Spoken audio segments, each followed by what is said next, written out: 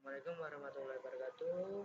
Masih bersama saya Muhammad Sadiqul Imam dengan mata pelajaran Kebudayaan Islam kelas 11 yang dengan judul Pengaruh Pembaruan Islam di Indonesia.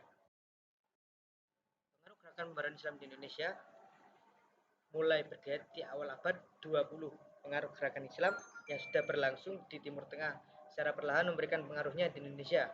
Gagasan pan-Islamisme yang dicetuskan oleh Said Jamaluddin Afghani dipahami baik oleh tokoh-tokoh gerakan pembaruan Islam di Indonesia.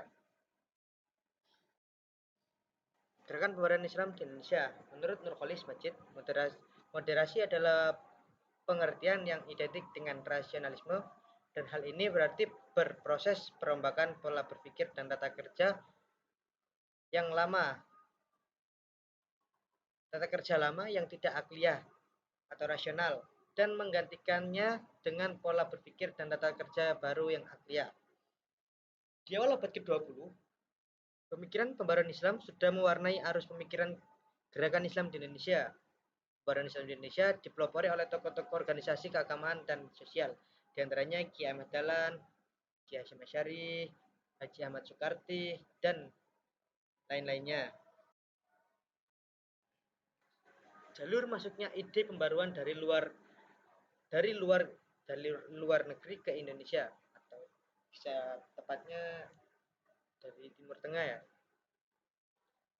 Jalur haji dan mukim. Dua, jalur publikasi.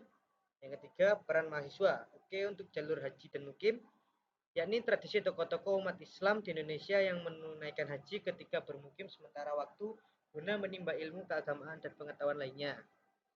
Yang kedua, jalur publikasi, yakni berupa jurnal atau majalah yang memuat ide-ide pembaruan Islam baik dari terbitan Mesir maupun Beirut atau yang sekarang ibu kota Lebanon.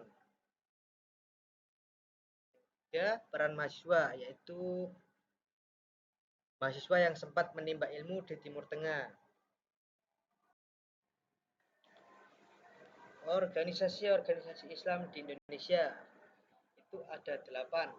Yang pertama, Jamiah Khair, didirikan pada 17 Juli di Jakarta, 17 Juli 1905 di Jakarta. Organisasi ini awalnya beraktivitas di bidang pendidikan dasar dan mengirim para pelajar ke Turki, dan merupakan satu-satunya organisasi pendidik modern di Indonesia. Para tokoh ulama Indonesia kebanyakan lahir dari organisasi ini, contohnya Kiai Ahmad Dahlan, Hos Cokroaminoto, dan Haji Samanhudi dan Haji Agus Salim. Yang kedua, Syarikat Islam atau disingkat dengan SI.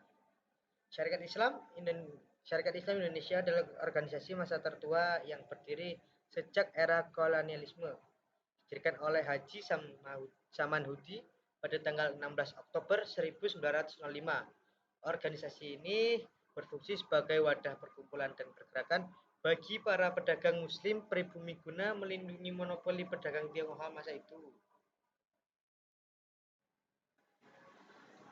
Persatuan Umat Islam didirikan oleh Kiai Abdul Halim yang merupakan seorang ulama pengusaha di Pondok Pesantren Majalengka, Jawa Barat pada tahun 1911.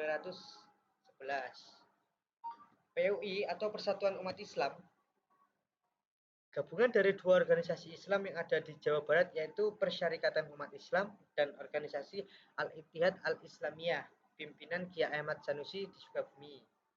Lanjut. Nah, selanjutnya organisasi Muhammadiyah. Organisasi ini didirikan oleh Kiai Haji Ahmad Dahlan di Kampung Kauman, Yogyakarta pada tanggal 8 Zulhijjah 1330 Hijriah atau tahun Masehinya 18 November 1912 Masehi.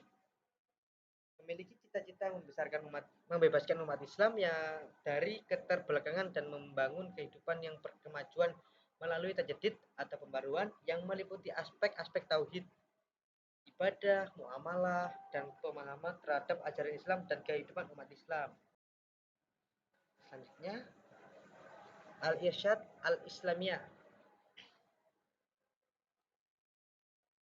Perhimpunan Al-Irsyad Al-Islamiyah berdiri pada tanggal 15 Syawal 1332 Hijriah atau 6 September 1914. Pendiri Al-Irsyad adalah Al-Alamah Syekh Ahmad Surkati Al-Ansori, seorang ulama besar Mekah yang berasal dari Sudan. Sejak awal berdirinya Al-Irsyad Al-Islamiyah bertujuan memurnikan tauhid, ibadah, dan amalia Islam, bergerak di bidang pendidikan dan dakwah. Persatuan Islam Persis didirikan pada 12 September 1923 oleh Haji Zamzam dan Haji Muhammad Yunus.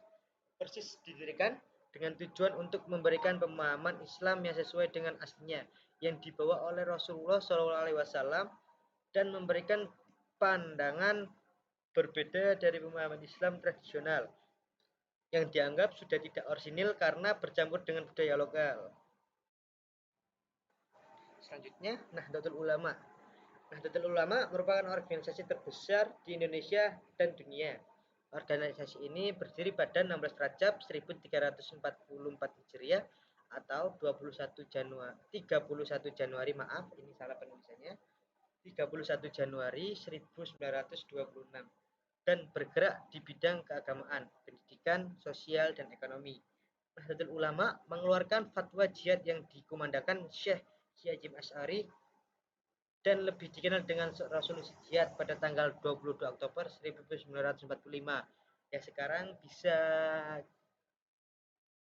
dibilang dengan Hari Santri.